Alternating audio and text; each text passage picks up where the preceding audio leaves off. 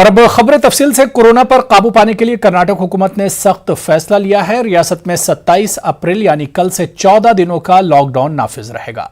कल रात 9 बजे से 2 हफ्ते का लॉकडाउन नाफिज रहेगा। सिर्फ जरूरी खिदमात बहाल रहेंगी। मुस्लिम दानिशवरों ने हुकूमत के फैसले का खैर मकदम किया है।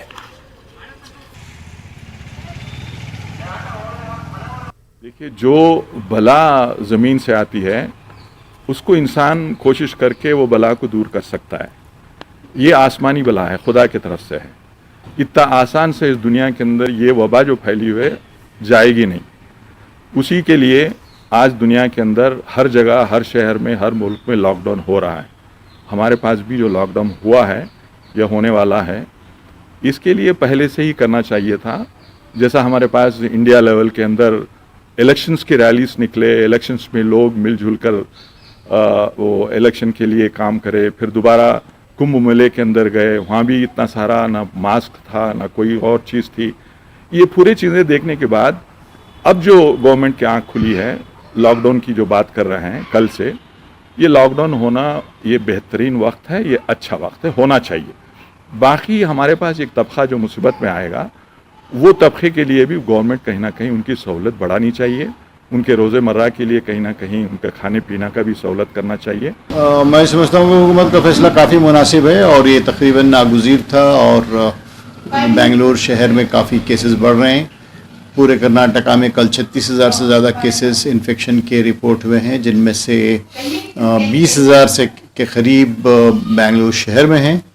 तो बेंगलुरु शहर जो है बड़ा सनती मरकज़ है, तालीमी मरकज़ है, सकाफ़ती मरकज़ है और ट्रेड का बड़ा सेंटर है। तो लिहाजा यहाँ पर काफ़ी एक्टिविटी जो है वो जारी है। लिहाजा इस बात का क़वी इम्कान है कि काफ़ी केसेस बढ़ जाएंगे। तो मेरे ख्याल में मरकजी वजीर बराए अक़लियती उमूर मुख्तार अब्बास नकवी ने पूरे मुल्क के हज हाउसेस की इमारत को कोविड सेंटर के तौर पर काम करने के लिए तैयार रहने और रियासती हुकूमतों की मदद करने को कहा है। इस सिलसिले में हज कमेटी ऑफ इंडिया की जानिब से एक सर्कुलर जारी करके इस ज़िम्न में एग्जीक्यूटिव अफसरान को पहल करने की हिदायत दी गई है। सर्कुलर में कहा गया है कि जो इमारत अलहदा है, इसको कोरोना केयर सेंटर के तौर पर इस्तेमाल किए जाने की पहल की जाए। तो वहीं जमाते इस्लामी हिंद और स्टूडेंट्स इस्लामिक ऑर्गेनाइजेशन ने कोरोना रिलीफ टास्क फोर्स की शुरुआत की है। पूरे मुल्क में शुरू की गई इस मुहिम में 1000 रजाकार शामिल किए गए हैं। दिल्ली के जमाते इस्लामी हिंद के दफ्तर में इसका कंट्रोल रूम बनाया गया है। इस कंट्रोल रूम के जरिए कोरोना के मरीजों की मदद की जा रही है।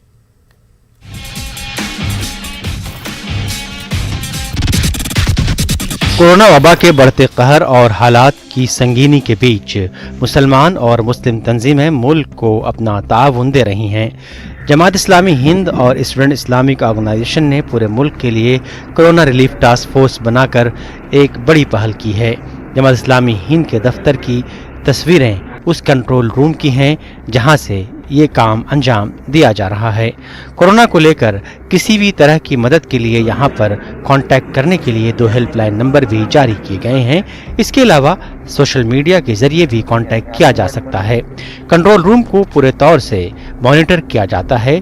जो केस रिस्पांस कर दिए जाते हैं उनको ग्रीन कलर के जरिए से दिखाया जाता है, जबकि दूसरे मामलों को अलग रंग से दिखाया जाता है। इस पहल में 1000 रजाकारों को शामिल किया गया है।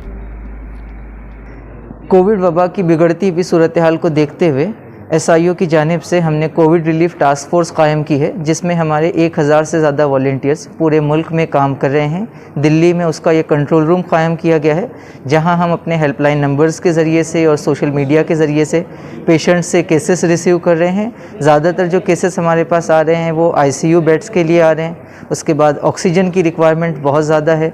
फिर कुछ केसेस रेमडेसिविर और दीगर ड्रग्स और प्लाज्मा को लेकर भी आ रहे हैं। तो हमारी एक टीम पेशेंट से कनेक्ट होती है, दूसरी टीम गवर्नमेंट की वेबसाइट्स और ट्रैकर्स और अलग अलग चीज़ों के ज़रिए से ये जानने की कोशिश करती है कि कहाँ पे कौन सी चीज़ किस वक्त अवेलेबल है, और फिर हम दोनों चीज़ों को कनेक्ट करते हैं और पेशेंट्स तक सही वक्त में मालूमात पहुँचाने की कोशिश करते हैं।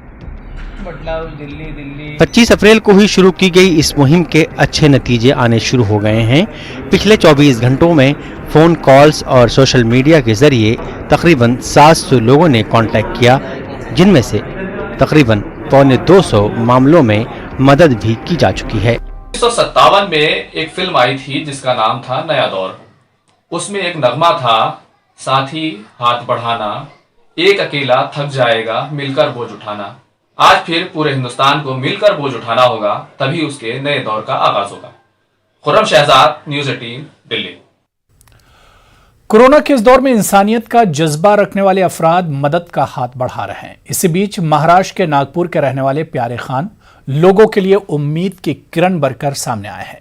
प्यारे खान ने अपने वसाइल का भरपूर इस्तेमाल करते हुए कोरोना मरीजों के जान बचाने का काम किया है। देखिए खास रिपोर्ट।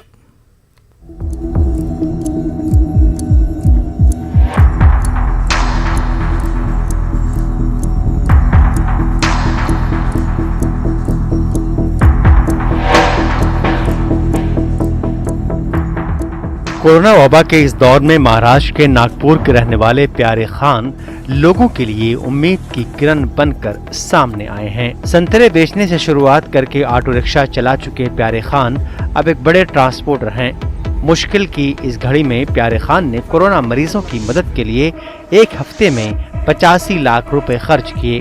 उन्होंने मरीजों की जान बचाने के लिए 400 मीट्रिक टन ऑक्सीजन को अस्पतालों तक पहुँचाने का काम किया है। मैं साहब के यहाँ गया और फिर देखा कि यहाँ टैंकर ही नहीं थे।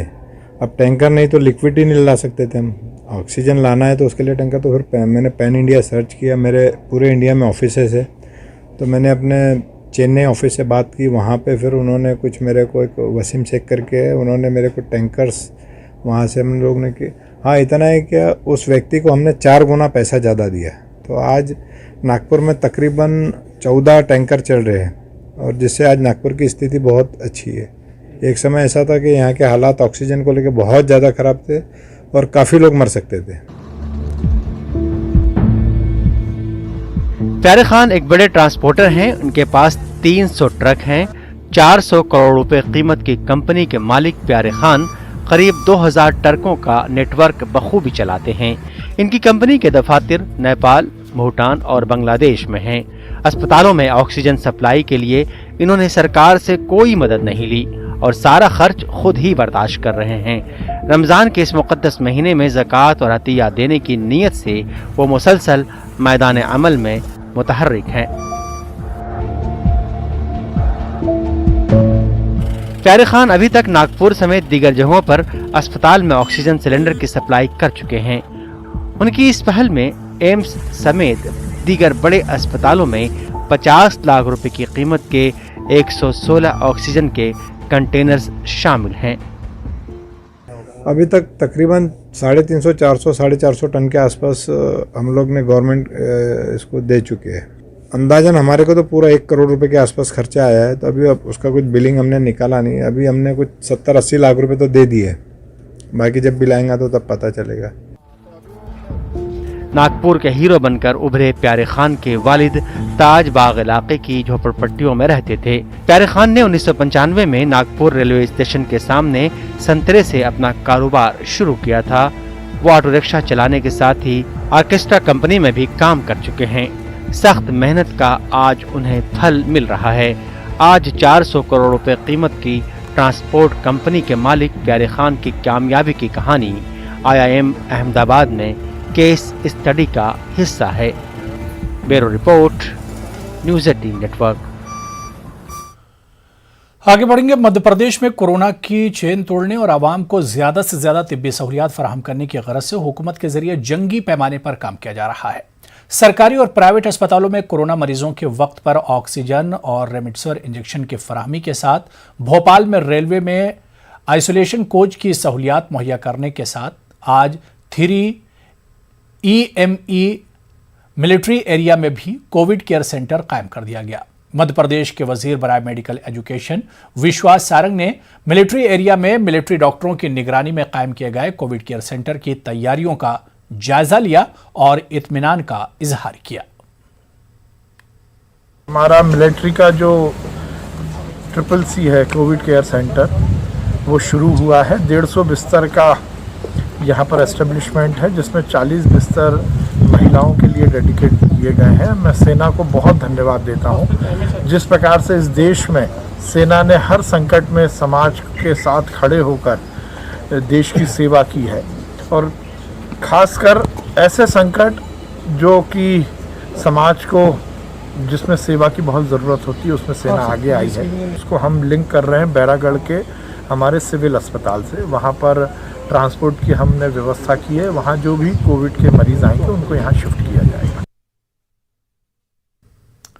मध्य प्रदेश में कोरोना के बढ़ते कहर के बीच हुकूमत के इंतजामात के साथ समाजी तंजीमों ने अवामी खिदमत के लिए अपनी तहरीक तेज कर दी है। राजधानी भोपाल में भी कोरोना मरीजों की खिदमत के लिए इनफरादी कोशिशों के साथ समाजी तंजीमों के जरिए जरूरतमंदों को अस्पताल में दवा और खाना पहुंचाने के साथ इन्हें मुफ्त ऑक्सीजन मुहैया की जा रही है, ताकि कोरोना कहर में जिंदगी जो बेरंग हो गई है इसमें मोहब्बत के रंग भरकर जिंदगी को शादाब किया जा सके। राजधानी भोपाल में जमीयत उलमा और Maulana Barkatullah Bhopali social welfare organization के कारकुनान से हमारे नुमाइंदे महताब आलम ने कोरोना कहर में खिदमत को लेकर खास बातचीत की। मध्य प्रदेश के अस्पतालों में ऑक्सीजन की कमी की बात हो, रेमडेसिविर इंजेक्शन का मामला हो, हुकूमत की सतह पर जो कोशिशें की जा रही हैं उससे अलग हटकर अगर हम सामाजिक तंजीमों की बात करें तो बहुत सारी तंजीमें इस वक्त मैदान में निकली हुई हैं ताकि लोगों की जान बचाई जा सके। Barkatullah Bhopal education society, welfare society की बात करें या फिर जमीयत उलमा की बात करें, इसके अरकान भी निकले हुए इस वक्त हमारे साथ बातचीत करने के लिए मौजूद है। आइए हमसे जानते हैं कि आप लोग माह रमज़ान में इस सख्त धूप में जहाँ पर लोग घरों में आराम कर रहे हैं बाहर क्यों निकले? हम इसलिए निकले हैं कि जहाँ पर हुकूमत अपना काम कर रही है और हुकूमत और सियासत अपना काम कर रही है, वहीं हमारा भी जो फ़र्ज़ है कि हम भी अवाम नास की खिदमत करें। तो जैसा भी मौका होता है हम इंशाल्लाह खिदमत के लिए हाजिर रहते हैं। जैसा ही मौका होता है आप लोग हाजिर, तो आप लोगों को कैसे पता चलता है किसके पास ऑक्सीजन है किसके पास नहीं है? बिस्मिल्लाहिर्रहमानिर्रहीम। देखिए, जमीयत उलमा मध्य प्रदेश और बरकतुल्लाह सोसाइटी के जरिए एक टीम बनाई गई है। उस टीम को जो है व्हाट्सएप ग्रुप में हमने नंबर डाले हैं, तो जिसको भी ऐसी ज़रूरत होती है हम तस्दीक करने के बाद कोशिश करते हैं कि उसकी हर मुमकिन मदद करें।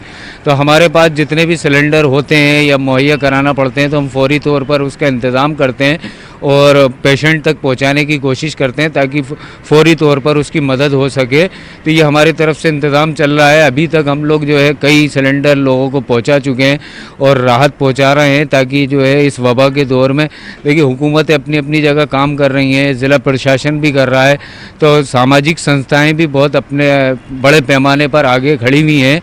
उसी में से जमीयत उलमा मध्य प्रदेश और बरकतुल्लाह सोसाइटी भी जो है सदर मोहतरम हाजी हारून साहब की हिदायत पर अपने खिदमत अंजाम दे रही है। खिदमत अंजाम दे रही। सवाल ये कि जब यहाँ पे तमाम रास्तों को ब्लॉक कर दिया गया है, ऑक्सीजन की किल्लत है, तो आप लोगों को जब ऑक्सीजन प्रोवाइड करते हैं तो कितनी मुश्किलों का सामना करना पड़ता है? उसके लिए बहुत ज़्यादा मुश्किलों का सामना करना पड़ रहा है क्योंकि जगह जगह बैरिकेड्स लगाकर रास्ते बंद कर दिए हैं। कई जगह तो पूरी तरह से पैक कर दिया गया है, लेकिन कुछ जगहों पर ऐसा होता है कि अब पुलिस वाले जहाँ खड़े होते हैं तो उनसे हम रिक्वेस्ट करते हैं कि भाई ये मदद के लिए सिलेंडर है उसके लिए को भरवाने जा रहे हैं।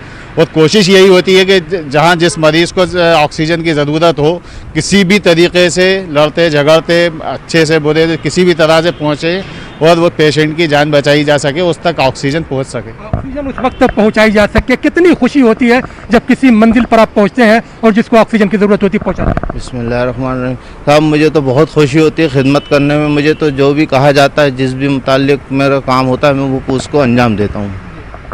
खिदमत से खुदा की तलाश करने की ज़रूरत है।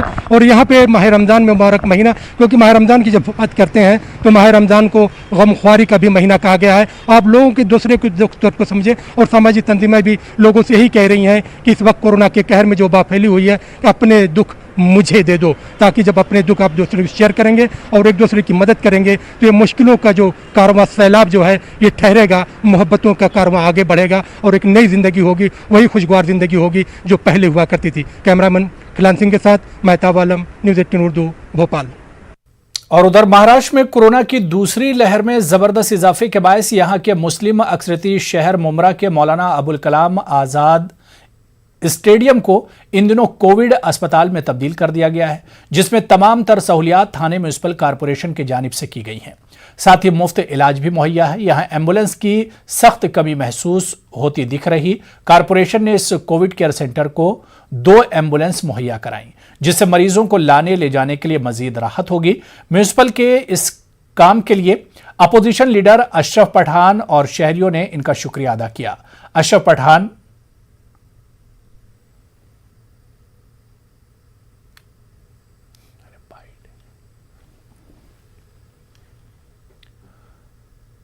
कर्नाटक के रायचूर में मेडिकल हुकाम ने कोरोना की रेमडेसिविर इंजेक्शन को गैर कानूनी तौर पर ले जाने वाले रिम्स अस्पताल के एम्बुलेंस के ड्राइवर को खिदमात से मुअत्तल कर दिया। रायचूर के मारूफ समाजी कारकुन और जना संग्राम परिषद के लीडर ख्वाजा असलम अहमद ने बताया कि इनके बाद साथियों और मरीजों के रिश्तेदारों ने शहर के ओपेक अस्पताल से गैर कानूनी तरीके से रेमडेसिविर इंजेक्शन ले जाने वाले एम्बुलेंस ड्राइवर को रंगे हाथों पकड़ लिया। बाद में ओपेक अस्पताल में हो रहे धांधलियों के ताल्लुक से जिला एसपी और दीगर ओहदेदारों से शिकायत की गई और एफआईआर दर्ज कराई गई। ख्वाजा असलम अहमद ने इल्जाम आयद किया कि इस मामले में सिर्फ ड्राइवर ही नहीं बल्कि दीगर तिब्बी मुलाजमीन और ओहदेदार शामिल हैं। उन्होंने इस मामले की जांच कराने की रियासती हुकूमत से मांग की।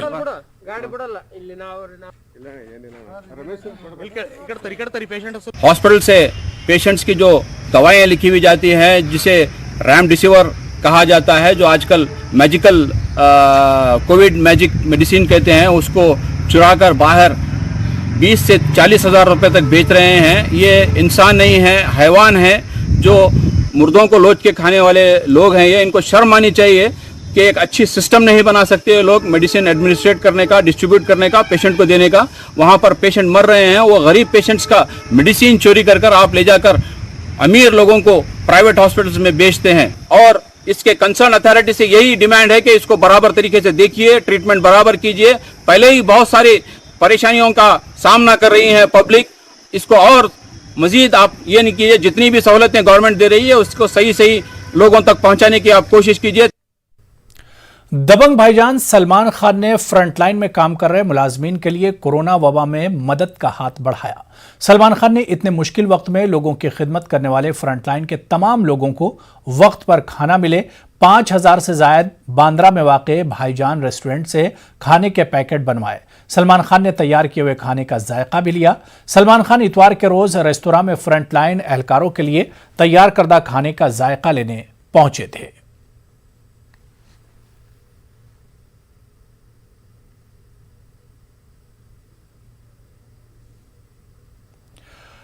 वज़ीर-ए-आज़म नरेंद्र मोदी की जानिब से आत्मनिर्भर भारत की अपील फैसला कुन मरहले में है, जो भारत की मईशत के नुक्ते नज़र से काफ़ी अहम है। नेटवर्क 18 की पहल और आईटीसी की पेश करदा स्वाभिमान भारत ऐप के लिए मुल्क भर से खुद इन्हिसारी पर मबनी कहानियां लेकर आ रहा है। कामयाबियों और हुसूलियाबियों से भरपूर कहानियां ही हमें एक बेहतर कौम की शक्ल में उभरने में मदद करती हैं। इन्हीं में से एक कहानी है मुल्क के नामवर गुलकार AR रहमान की।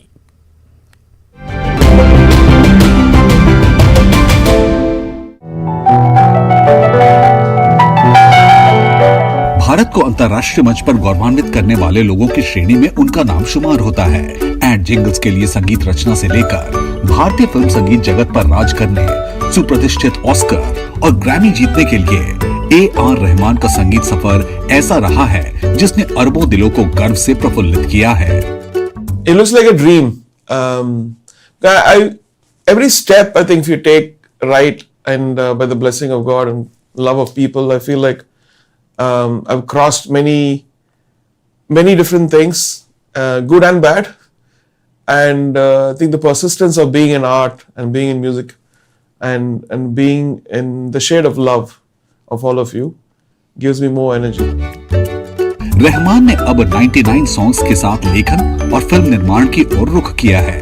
उनके शब्द में ये ऐसी भारतीय कहानी है जो दुनिया भर के दर्शकों के लिए है। दुनिया भर के लिए भारत में बैठकर संगीत और फिल्में बनाना AR रहमान वाकई में स्वाभिमान भारत का एक चमकता सितारा है।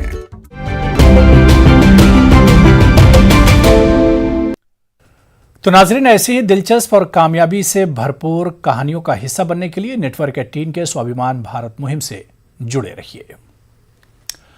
मुल्क में कोरोना वायरस की नई लहर की वजह से काफ़ी मुश्किलें दरपेश हैं। इसी मामले पर मद्रास हाई कोर्ट में सुनवाई हुई। हाई कोर्ट ने कोरोना की दूसरी लहर के लिए इलेक्शन कमीशन को जिम्मेदार ठहराया, क्योंकि इलेक्शन कमीशन ने बढ़ते कोरोना के बावजूद चुनावी रैलियों को नहीं रोका था।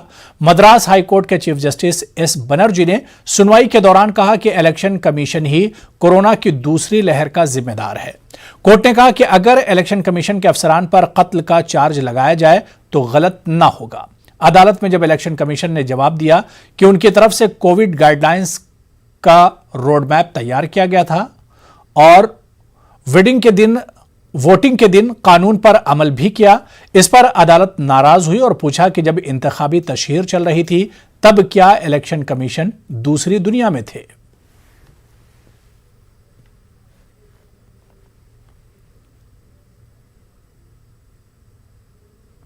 तो चलिए, इस बुलेटिन में अभी फिलहाल इतना ही। आदाब।